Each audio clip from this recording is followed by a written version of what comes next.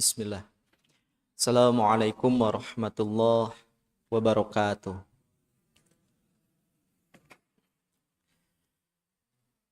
Alhamdulillah, alhamdulillahi ala ihsanih wa syukru lahu ala taufiqihi wa amtinani.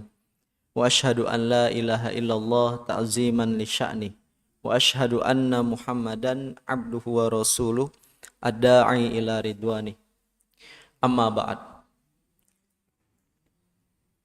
Agak beda ya Bapak Ibu. Engkau kula hormati. Cerah. Glowing. Silau dikit gak apa-apa. Oke. Biar pencahayaan di kamera ya Pak ya. Lebih ini. Ya Bapak Ibu yang kula hormati. Setelah sekian purnama, alhamdulillah kita bisa bermuajahah kembali dalam agenda majelis ta'lim sehingga kita bisa bersilaturahmi. Agar silaturahmi tidak putus, menurut saya nggak perlu juga pinjam 100. Oke. Ya, alhamdulillah Bapak Ibu atas banyak nikmat Allah Subhanahu wa taala kita bisa bersilaturahmi. Maka kita syukuri nikmat-nikmat yang telah Allah berikan sebagaimana orang yang bertakwa bersyukur selalu berusaha memperbaiki kualitas ibadah mahdohnya ataupun ibadah sosial ghairu mahdohnya. Ya, semoga berkumpulnya kita pada pagi hari ini juga menjadi bukti di hadapan Allah bahwa kita akan bersama-sama di surganya kelak. Amin ya rabbal alamin. Ilal jannati zumaro. Ke surga secara bersama-sama, bergerombolan. Ya, gerombolan kita ini semoga amin ya rabbal alamin. Salawat dan salam senantiasa terlimpah curah kepada Rasulullah Muhammad sallallahu alaihi wasallam, keluarganya, sahabatnya dan kita semua. Semoga mendapatkan syafaatnya beliau kelak. Semoga mendapatkan syafaat Rasulullah sallallahu alaihi wasallam. Bapak Ibu yang dirahmati oleh Allah Subhanahu wa taala, siapa di antara kita yang tidak senang sih kalau dikelilingi oleh orang-orang yang baik? Teman, kerabat, sahabat yang ada di kanan kiri kita. Mulai pagi hingga sore hari lah paling tidak di tempat kerja. Itu orang-orangnya baik. Betul ya Bapak Ibu ya? Nah, maka kita pun akan menerima manfaat dari kebaikannya. Itu menjadi wasilah kebaikan dan ketakwaan bagi kita. Karena orang yang baik mesti orang yang bermanfaat. Khairun nas anfa'uhum linnas. Sebaik-baiknya manusia adalah yang bermanfaat. Wa ta'awanu 'alal birri wat taqwa wa la ta'awanu 'alal itsmi wal udwan. Dan saling tolong menolonglah di dalam kebaikan dan ketakwaan, dan jangan saling tolong menolong di dalam dosa atau perbuatan yang dilarang oleh Allah Subhanahu wa taala atau permusuhan. Ya, maka orang baik pasti akan menolong kita, menasehati kita di dalam kebaikan dan ketakwaan, dampak dari kebaikannya. Dia baik, maka yang dikeluarkannya pun akan baik, yang difikirkannya pun akan baik. Maka perbanyak teman-teman yang baik di antara kita. Perbaiki diri kita, maka Allah akan menghantarkan kita pada teman-teman yang lingkungan-lingkungan yang baik, sahabat-sahabat yang baik. Maka Rasulullah itu mengumpamakan teman yang baik itu sebagaimana di dalam hadis Abu Sohibul Miski, ya, penjual minyak wangi. Walaupun kita tidak membeli, kata Rasulullah, tapi kita terciprat wanginya. Ada teman kita, umpamanya begini, ada teman kita penjual minyak wangi. Ya karena kita kenal dengan ya, dengan beliau, kita mampirlah, kan lewat gitu kan, gak enak gitu kan. Pasti dia akan menawari, oh iki loh ada minyak wangi baru ini mereknya. Coba, enak ora menurut panjenengan? Dicoba. Wangi kan jadinya. Walaupun gak beli gitu. Ya karena sebagai teman disuruh coba, sebagai teman dihampiri, sebagai teman disuruh mencoba. gitu ya. Wah enak iki. Malah kadang kalau sebagai teman, ya wes go wae misalkan gitu. Atau yang datang yang menghampiri itu lobi-lobi. Wah, wes konco lah tak jabo siji oh misalkan anu. Kan ada yang begitu kadang guyonan-guyonan begitu. Nah, kita nggak membeli tapi kita keciprat wanginya. Itulah manfaat orang yang baik kata Rasulullah seperti sohibul miski. Penjual minyak wangi. Kebalikannya, orang yang buruk itu kata Rasulullah wakirul haddadi.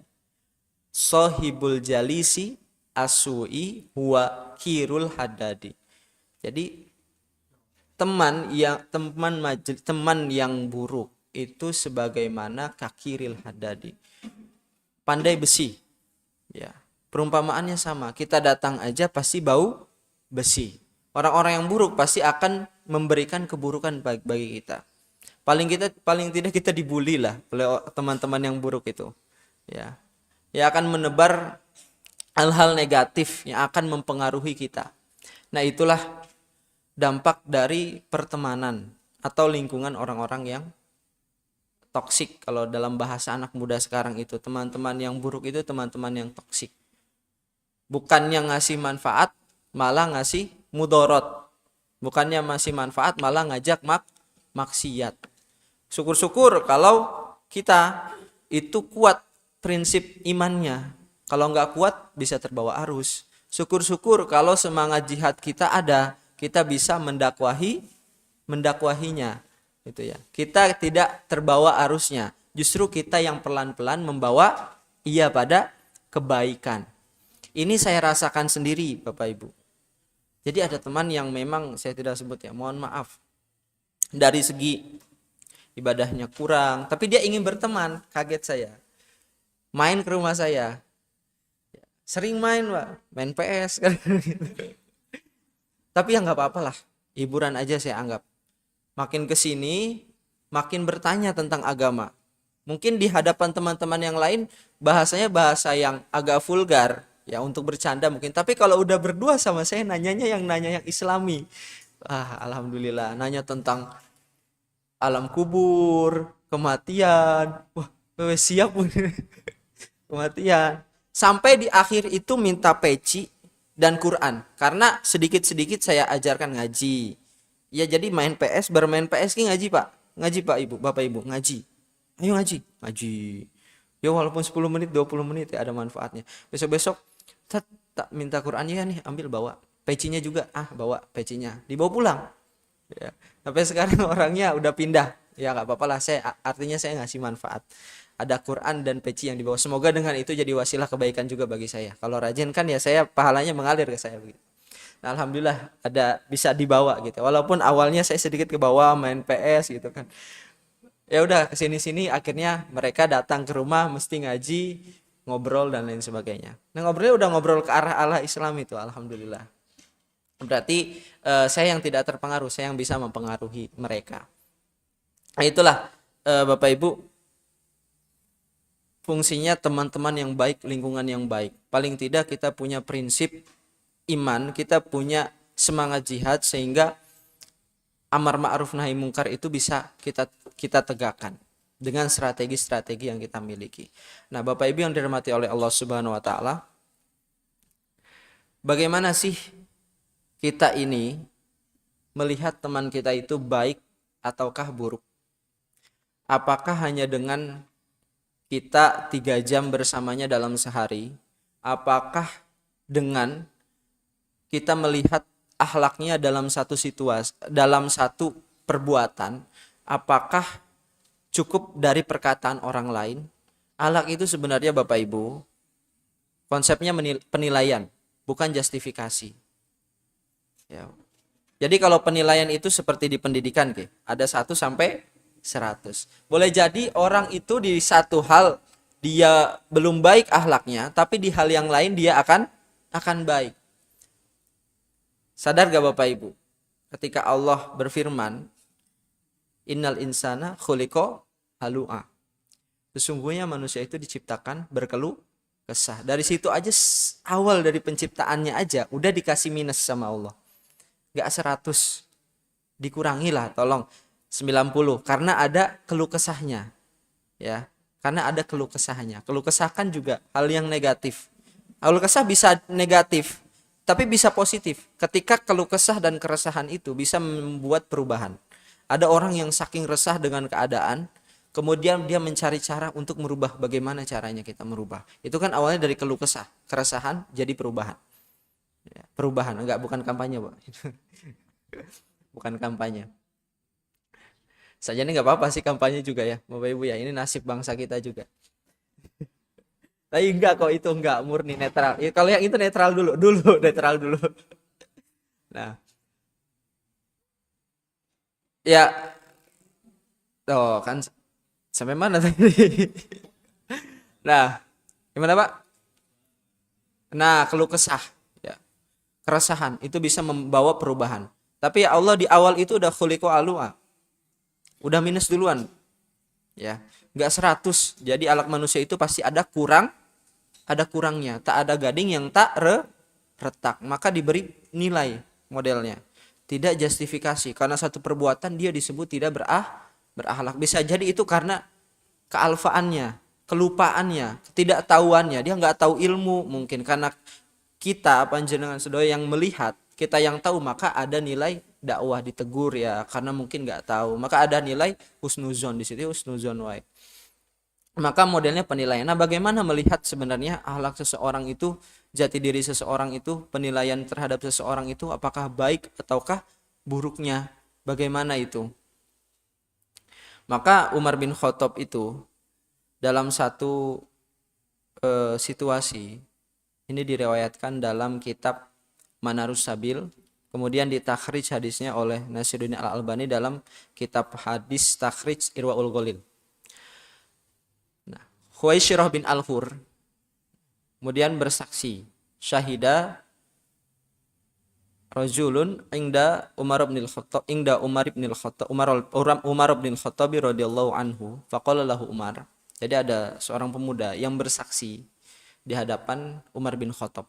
Umar bin Khattab mengatakan, inni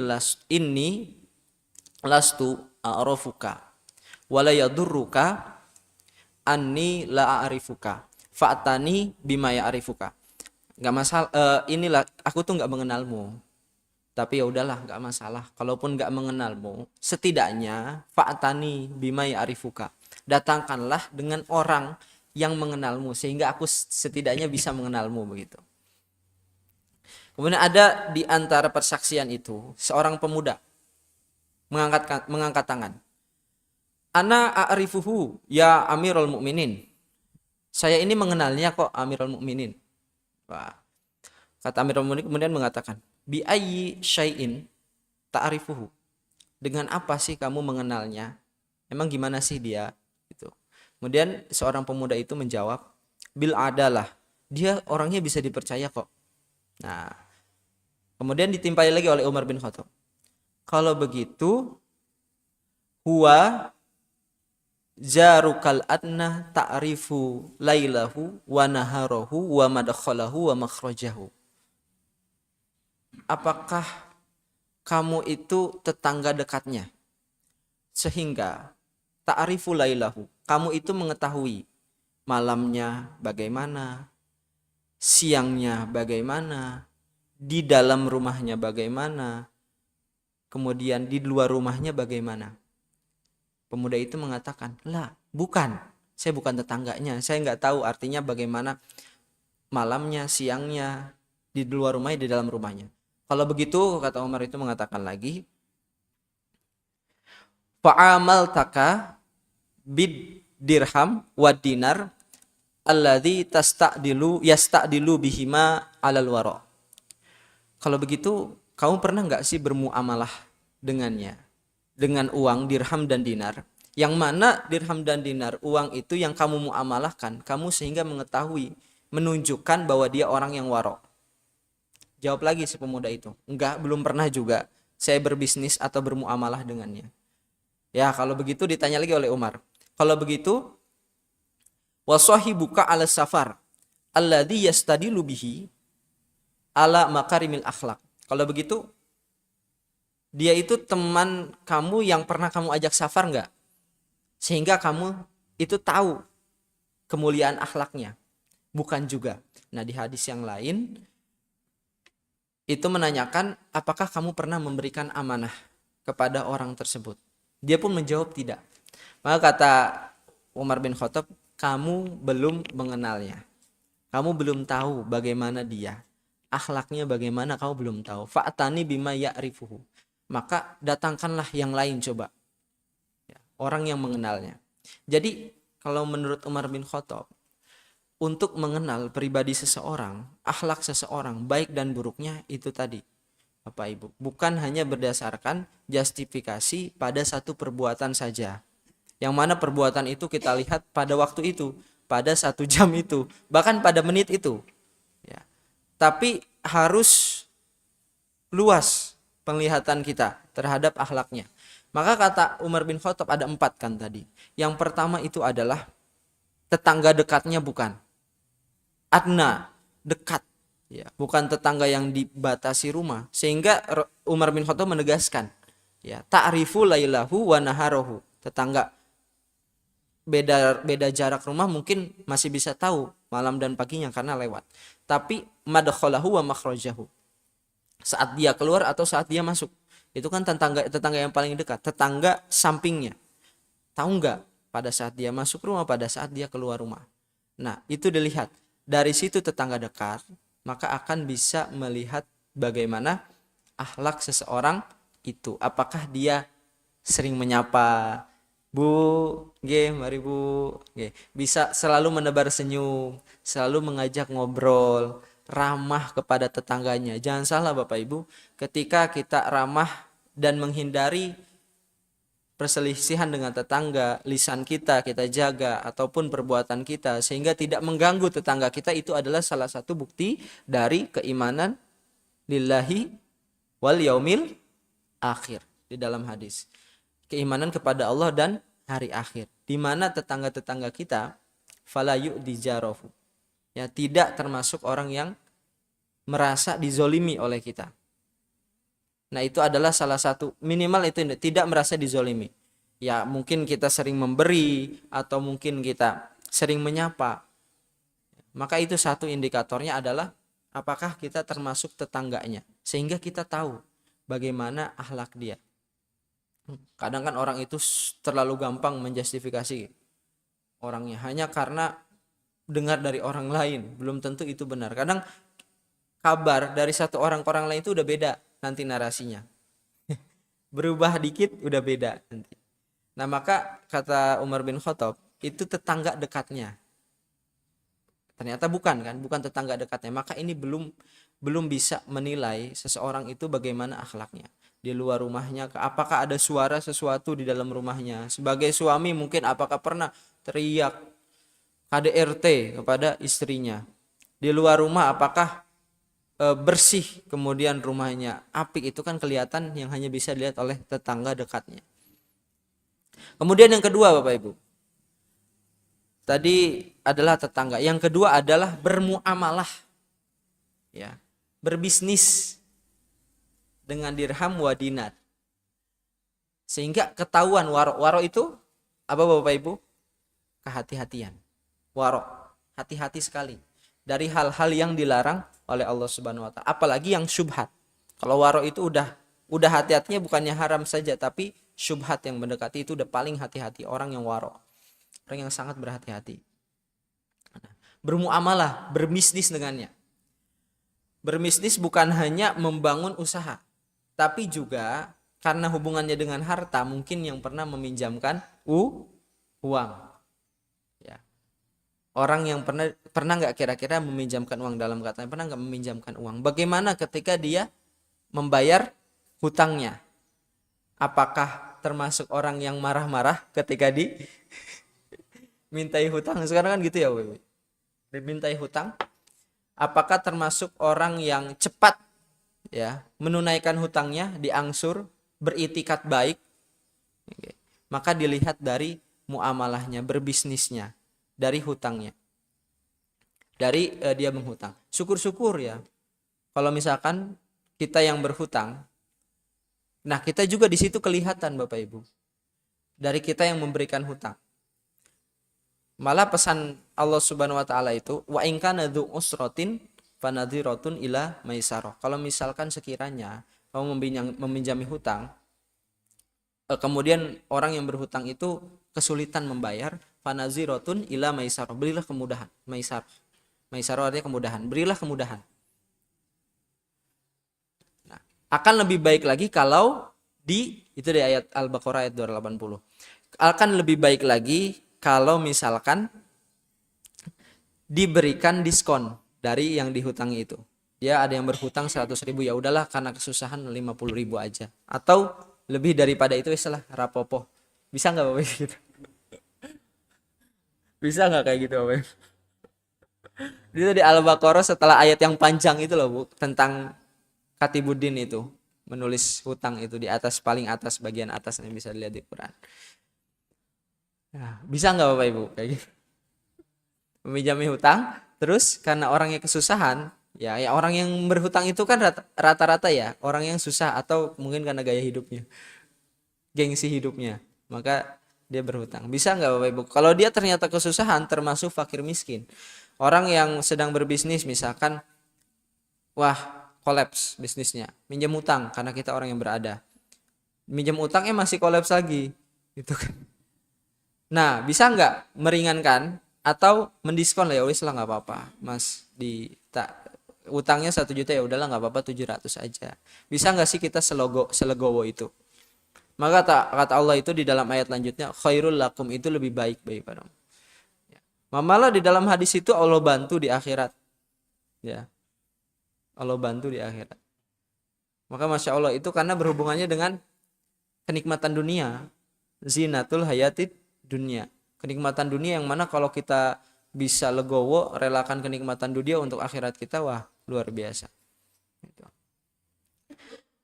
Nah itu yang kedua, bisa kira-kira kita pernah nggak berbisnis atau meminjamkan uang? Karena dari situ kita bisa kelihatan orang itu bagaimana karakternya, bagaimana akhlaknya. Ya saya juga sempat mengalami berbisnis dengan orang yang kemudian orang itu tidak bertanggung jawab. Ya, di awal, di pertengahan ditinggal, wah repot saya. Ya, karena prinsip saya kalau sudah mulai ya diselesaikan. Akhirnya saya selesaikan karena berjuang sendiri dengan kegiatan yang lain, akhirnya terpaksa 6 bulan kembali tutup.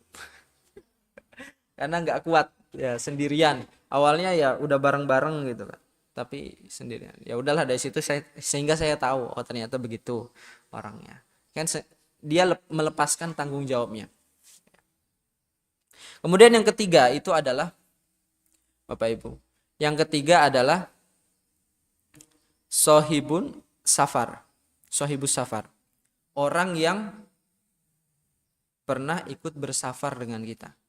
Tapi benar Bapak Ibu. Kalau misalkan orang, ini saya alami juga. Karena di dalam safar itu kata Rasulullah, qit'atun minal azab. Ya. Termasuk ke dalam azab, yang masuknya itu yang dimaksud itu adalah di sana banyak kesusahan. Di sana banyak kelelahan. Dan itu saya alami sendiri ketika safar ke perjalanan yang jauh. Konteksnya kan pada saat itu Rasulullah menyampaikan dan Umar bin Khattab menyampaikan, safar mereka itu kan sampai berpuluh-puluh kilometer. Yang mana ada kehausan, ada kelelahan, ada capek di bawah terik matahari, di dinginnya malam hari, itu mereka alami. Nah dengan begitu itu kelihatan akhlak seseorang. Di riwayat yang lain Umar bin Khattab itu mengatakan, kalau kamu belum melakukan safar dengan orang tersebut, maka kamu sebenarnya tidak mengetahui bagaimana orang tersebut, akhlak orang tersebut. Ini saya alami sendiri ketika saya melakukan safar hingga sampai kelelahan. Zaman bien, waktu masih muda, sekarang masih muda. Nah, itu sering naik gunung kan Bu? Ya, naik turun gunung. Berapa kali bolak-balik saya itu? 15 kali ada, beberapa gunung. Nah, dari situ saya bisa melihat bagaimana akhlak seseorang ketika dia sedang kelelahan. Orang yang sangat berambisi kelihatan di sana Bapak Ibu. Orang yang punya nafsu, yang sangat bernafsu untuk melakukan perjalanan untuk sampai ke puncak itu kelihatan.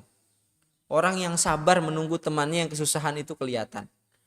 Kelihatan semua, kebuka semua. sifat aslinya ketika melakukan perjalanan yang sampai lelah. Kalau naik gunung kan ada lelahnya, naik gemblok tas, kemeringet, terus juga kedinginan. Oke, di sana psikologis itu akan terganggu. Di sana akan secara spontan akhlak kita itu keluar. Kata Imam Ghazali gitu kan, akhlak itu keluar ketika spontan. Spontan keluarnya. Nah, di situ akan terlihat dari safar itu. Benar kata Umar bin Khattab. Relevan ini. Jadi ketika safar kita akan terlihat apakah dia orang yang memiliki akhlak yang baik. Apakah dia akan rela menunggu, sabar menunggu temannya walaupun dalam keadaan hujan. Apakah dia akan peduli dengan temannya ketika kesusahan. Apakah justru dia yang akan bernafsu untuk sampai kepada tujuan sendiri, tidak mempedulikan orang lain. Di gunung kan banyak begitu. Berita-berita orang yang hilang karena ditinggal oleh temannya. Wah, itu temannya udah nggak ada akhlak itu. Ditinggal, itu kan udah kelihatan di sana. Tapi kalau orang itu peduli, dibantu, ya dibopong nih misalkan ada kesusahan, nah itu udah kelihatan. Ternyata akhlaknya di dalam kesusahan. Ternyata kesusahan itu bisa terlihat bagaimana akhlak kita kepada teman kita. Kan kalau misalkan safar itu kan ya tidur bareng pagi sampai siang, siang ke sore, sore ke malam. Ketika tidurnya bagaimana, mendengkur apa tidak, itu kelihatan. Bangun tidurnya gimana, pada saat tidurnya gimana, itu udah kelihatan banget dari safar yang berhari-hari lamanya. Itu Bapak Ibu dari safar. Kemudian yang terakhir, yang keempat nih, amanah. Nah ini, apakah kamu pernah memberi amanah kepada dia? Ketika jawab seorang pemuda itu tidak pernah. Jadi amanah itu bisa melihat bagaimana karakter seorang. Karena di dalam amanah itu ada beberapa hal yang bisa kita lihat, Pak Ibu. Amanah, kejujurannya, kemudian kerendah hatiannya. Kalau amanah itu berkaitan dengan jabatan, maka ujian bagi orang yang mendapat jabatan itu adalah kesombongan. Bisa nggak dia menghindari kesombongan dari amanah jabatannya itu? Karena merasa paling tinggi, ya, merasa paling tinggi, merasa yang mungkin paling unggul daripada yang lain. Ya. Bagaimana ketika diberikan amanah itu? Apakah dia menghindari kesombongan, merendahkan? Ataukah dia bisa menerima masukan dari bawahannya ketika menjadi pemimpin? Apakah ia bisa diajak berdiskusi untuk mencari kebenaran? Karena sombong itu kan definisinya adalah batorul haq wa gomtun nas, ya, menolak kebenaran dan juga merendahkan manusia. Udah itu dua aja Bapak Ibu. Sombong itu menolak kebenaran dan merendahkan manusia. Sombong itu bukan cuma opo kayak enggak, tapi kalau walaupun dia ketika dia menolak kebenaran, itu sudah termasuk kesombongan. Walaupun nadanya pelan, tapi kok ditolak kebenaran, itu sudah termasuk ke dalam kesombongan. Nah, dua indikator itu. Apa ketika dia diberikan amanah bisa terhindar dari sombong, bisa menerima yang namanya kebenaran, bisa menghindari dari merendahkan orang lain. Dari amanah itu juga bisa kelihatan apakah dia tipikal orang yang sabar ketika diberikan amanah. Apakah bisa sesuai janjinya, menepatinya, janji-janji manisnya. Ya sekarang lagi pilpres. Nah, lagi framing diri ya, mengiklankan diri sebagai orang yang amanah nantinya. Betul enggak itu? Akan amanah, janji-janjinya. Oke. Banyak tuh janji, visi misi, pilih yang mana Bapak Ibu? Melanjutkan apa perubahan? Nah, itu kan. Itu semua berkaitan dengan amanah. Ya lihat aja Bapak Ibu rekam jejaknya. Oke. Lihat aja prosesnya. Lihat aja backupnya ya. Ya kita mesti, benar kata Pak Mukti di Muhammadiyah itu, kita harus mengandalkan hati nurani dan akal sehat. Akal sehat, rasionalitas, melihat secara utuh mana rekam jejaknya, bagaimana prosesnya, apa yang ada yang nabrak kemudian konstitusi, ceplosan enggak maaf.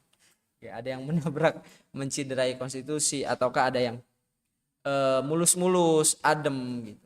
Kalau saya jawabnya dengan kaidah aja. Ada kaidah fikih begini.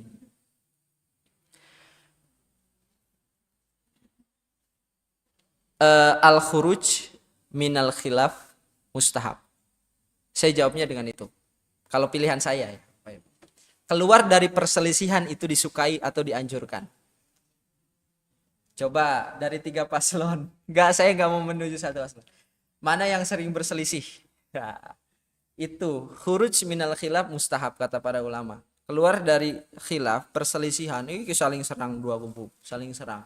Iki yo ene yo ene. Mana toh? Khuruj minal khilaf mustahab itu disukai atau dianjurkan. Maka pilihan yang tidak berselisih, pihak ketiga yang tidak berselisih itulah yang disukai atau dianjurkan. Nah, silakan Bapak Ibu dianalisa sendiri.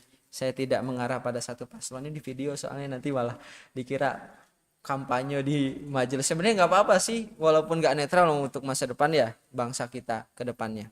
Nah itulah, nah, dilihat amanahnya. Kan masing-masing paslon udah pernah menjabat ya, menjadi gubernur, menjadi yang lain ya, kita bisa melihat rekam jejaknya amanah apa tidak, lihat dari data-data yang ada, perubahan-perubahan yang ada. Kalau bisa memberikan perubahan pada daerahnya yang dulu, oh berarti ini yang bisa jadi referensi, tak dulu bukan pilihan, bisa jadi referensi. Nah, kalau ternyata ya hanya seperti itu saja, nggak ada perubahan, oh ini berarti konteksnya tidak amanah. Kalau membahas tentang amanah dalam sebuah jabatan, ya lihat aja visi misi, langkah evaluasi, kontrol dan tindak lanjut. Kalau ada visi misi jelas ada karena itu tuntutan. Yang jadi masalah kadang ditinggalkan dari amanah dari jabatan itu adalah kontrol dan evaluasi. Betul ya? Kalau kadang nggak pernah ada kontrol, wes lah yang penting laku acara akhirnya tidak dievaluasi. Ya udah acara gitu-gitu aja, stagnan. Kalau ada kontrol, kalau ada evaluasi, maka itu akan berkelanjutan menjadi lebih baik lagi. Itu salah satu bentuk amanah. Setelah dievaluasi ada tindak lanjut, ada inspirasi. Oh ini, wah iki ketoe ono sing kurangnya iki diperbaiki. Oh ketoe saya terinspirasi dari acara ini. Bagaimana ada acara yang lain? Terus akhirnya berkemajuan. Itu salah satu bentuk amanah. Ya, berkembang. Kalau ada perkembangan, kalau ada perubahan itu termasuk bentuk amanah. Karena selalu tidak ada gading yang tak retak, perlu ada evaluasi. Maka itu salah satu amanah ketika menjabat. Di Muhammadiyah itu terkadang ada begini Pak, ini yang saya tidak setuju. Ada beberapa orang Muhammadiyah, weslah anane mung siap. Mana tahu ya. Karena dikasih apa-apa anane mung siap. Ya benar memang betul, memang anane mung siap. Tapi ada konsekuensinya. Kita harus mau berkembang. Kita harus keluar dari zona nyaman. Keluar dari fixed mindset ya. Kalau kita nggak mau berkembang ya kesiapan itu akhirnya tidak siap ketika menjalani amanah. Serius Pak, saya ini membaca pembacaan sosial aja sih sebenarnya ya, bertahun-tahun misalkan itu fixed mindset ini nggak berubah, nggak ada perkembangan. Nah maka kalau memang anaknya mau siap berarti artinya kita memang ada potensi, tapi kita juga harus mengupgrade diri kita sehingga apa yang kita bawa itu menjadi berkembang dan berkemajuan.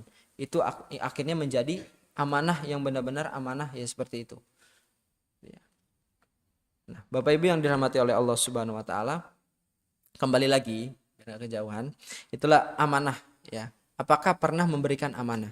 Di situ akan terlihat seseorang itu baik atau buruknya.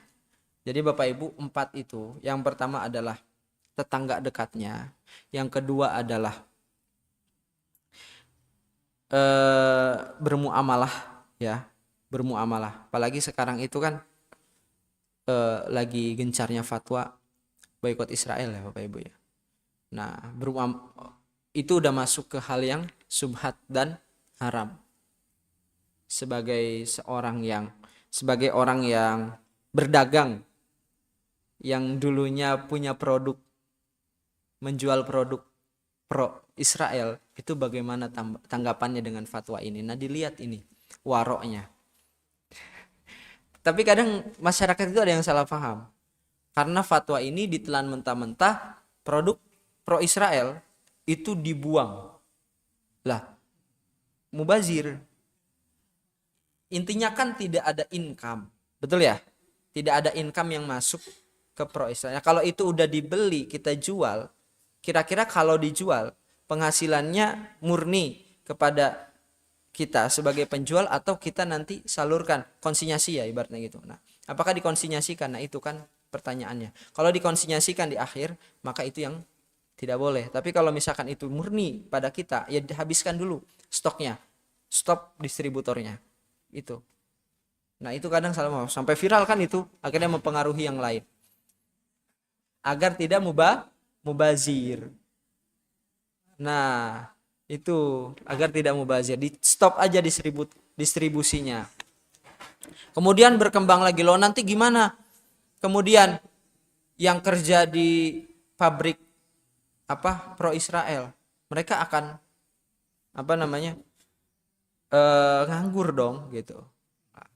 Kan pembelinya juga bukan muslim semua, ada yang non muslim, itu udah jadi tanggung jawab sana. Yang penting di dalam kaidah itu memang tidak dilengkapi oleh MUI, itu ada satu kaidah di dalam Maqasidus Syariah, ada 5: hifzuddin, hifzul mal, hifzun nafs, hifzuddin, hifzun nafs, hifzul mal, dan hifzun nasal. Kemudian yang 5 lagi hifzul akal. Yang ini berurutan Bapak Ibu. Hifzuddin wa hifzun nafs, menjaga agama dan menjaga nyawa, itu diutamakan daripada menjaga harta atau lagi keturunan dan yang lainnya. Jadi ketika fatwa itu mengutamakan saudara-saudara kita di Palestina, itu sebenarnya sedang menjalankan maqasidus syariah, maksud syariah. Yang pertama yaitu menjaga agama dan juga menjaga nyawa. Nyawa, agama wajib dilindungi terlebih dahulu ketimbang nasib, ya kasarnya begitu, nasib orang lain di dalam suatu pekerjaan. Toh sampai sekarang gak ada kabar PHK ya Bu. Gak ada kabar PHK toh. Alhamdulillah Allah masih jaga. Kalaupun harus keluar itu sebagai bentuk tawakal, pasti Allah ganti. Nah ini landasannya. Jadi memang di dalam maqasidus syariah yang lebih didahulukan itu adalah agama dan nyawanya. Maka melindungi agama nyawa itu lebih didahulukan daripada ini. Ini memang dua kemudaratan, ya. Akhafud dororoin. Cari yang paling ringan. Ya, karena menjaga nyawa dan agama itu konsekuensinya dampaknya berat, maka itu yang lebih dipilih daripada yang lebih ringan, hanya sekedar berpindah pekerjaan kalaupun PHK. Nah, itu landasan maqasidus syariahnya di situ. Nah, maka ini bagi orang yang bermuamalah, Bapak Ibu. Bagi orang yang bermuamalah ini perlu difahami sekali karena kaitannya dengan kemudian apa yang sedang diusahakannya, penghasilannya. Nah, jangan sampai ditelan mentah-mentah sehingga alal waro itu bisa dijalankan sesuai dengan syariatnya, kode etik syariatnya. Ya bukan karena atas dasar emosi, bukan atas dasar nafsu gitu kan, karena saking kesalnya dibuka semua, dihancurkan semua produk-produknya padahal nggak ada income-nya ketika dijual kepada orang-orang gitu. Income-nya nggak ada ke Pro Israel, itu nggak ada. Nah, itu yang itu bermuamalah. Yang ketiga itu adalah tadi safar. Udah belum kita melakukan safar dengan dia? Yang keempat adalah amanah, ya. Karena semuanya itu bisa kelihatan kan Bapak Ibu. Yang keempat, semua itu bisa kelihatan sifat-sifatnya. Di dalam satu situasi, tapi bisa melihat semua sifat orang tersebut. Nah, ini luar biasa Umar bin Khattab itu. Ya. Utuh, kita bisa melihat secara utuh akhlak seseorang dari empat hal ini. Salah satu di antaranya. Sehingga kita bisa menilai orang itu baik apa tidak. Jangan karena satu perbuatan kita nilai orang lain itu sebagai orang yang tidak berakhlak. Itu terlalu jahat Bapak Ibu. Itu suuzon berarti kita. Itu ternyata suuzon. Nah, baiknya kita husnuzon dulu. Kita lihat 4 indikator ini, cara jitu untuk melihat akhlak orang lain. Kalau sudah baru kita bisa menilai. Nilainya berapa? 1 sampai 100. Oh, pas KKM ini 76. Atau ternyata di bawah, ternyata luar biasa 90. Tidak ada gading yang tak retak. Orang mesti memiliki kekurangan. Innal insana khuliqa halu'a. Ketika awal aja Allah sudah mengakui bahwa manusia itu berkeluh kesah. Udah ada minimal, udah dikurangi nilainya oleh Allah Subhanahu wa taala. Pasti memiliki kekurangan. Ya, tinggal diperbaiki ibadah kita sama-sama, bagi kita sendiri, akhlak kita, ibadah kita secara mahdo atau ghairu mahdo, hablum minallah atau hablum minanas, okay. Karena keduanya ibadah kepada Allah dan atau ibadah sosial itu tidak akan pernah terlepas, ya. Artinya kita tidak bisa hanya menilai orang itu rajin saja sholatnya, sholatnya khusyuk, tapi kalau hatinya gerasak, sholatnya kelihatan yang khusyuk, tapi kalau misalkan hatinya gerasak gerusukan, sholatnya tidak memberikan dampak kepada sosialnya, maka itu juga menjadi indikator seseorang itu tidak baik. Yang dicontohkan oleh Umar bin Khattab 4 itu banyak hubungan sosialnya, ya, tetangga. Ada berita loh Bu kemarin itu, banyak berita di media sosial karena punya rumah tapi nggak punya garasi, mobilnya di depan rumah. Nah, mau lewat, mau parkir susah, saking keselnya dibakar penutup mobilnya itu. Untung mobilnya nggak meledak ya, itu dibakar bener saking keselnya. Nah, itu tetangga itu gara-gara perselisihan tetangga, luar biasa. Nah, maka itu kan sangat pengaruh kepada hubungan sosial. Ya, akhlak itu berarti tidak hanya dilihat dari segi ibadah kepada hablum minallah, tapi juga dilihat dari sosialnya. Karena sosial adalah representasi atau dampak dari ibadahnya hablum minallah. Sosialnya udah buruk, maka berarti perlu diperbaiki hablum minallahnya. Hablum minallahnya kelihatannya baik, tapi sosialnya buruk, berarti ada yang keliru di dalam hablum minallahnya. Bahkan Rasulullah itu mengatakan, satu orang yang berilmu itu lebih baik daripada ribuan orang yang ahli ibadah. Permisalannya seperti rembulan yang menyinari. Nah, itu dia Bapak Ibu. Ya, itu menjadi bukti bahwa nilai sosial kita, ilmu-ilmu yang ada di sekeliling kita, ya, ilmu tentang akhlak, berperilaku, itu menjadi penentu bagaimana kita menilai akhlak seseorang atau diri kita. Nah, ini juga jadi evaluasi ya bagi diri kita sendiri, bagi saya sendiri, ketika mungkin kita diberi amanah, ketika kita mungkin safar, ketika kita mungkin menjadi seorang tetangga yang dekat, atau ketika kita bermuamalah dengan orang lain, maka dijaga kode etik syariah, ya, maka dijaga akhlak kita pilih yang baik agar Allah memberikan feedback yang terbaik bagi kita. In ahsantum li anfusikum. Nah, Bapak Ibu yang dirahmati oleh Allah, barangkali itu yang bisa saya sampaikan. Lebih dan kurangnya mohon maaf. Oke. Billahi fi sabilil haq fastabiqul khairat. Assalamualaikum warahmatullahi wabarakatuh.